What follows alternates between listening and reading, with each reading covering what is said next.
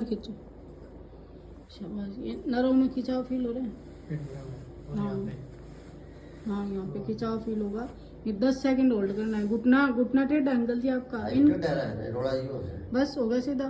ज्यादा ऊंचा उठा है, कोई नहीं, अपन ऊंचा उठाने से थोड़ी मतलब अपन स्ट्रेचिंग करनी है। इसमें खिंचाव होना चाहिए नी के पीछे काफ मसल में। 1 2 3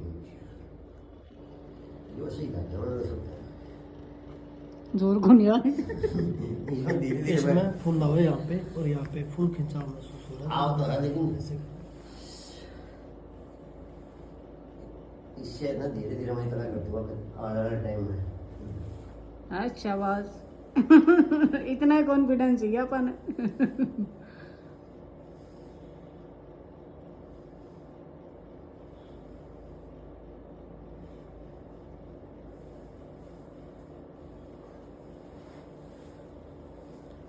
जो ज्यादा उठा है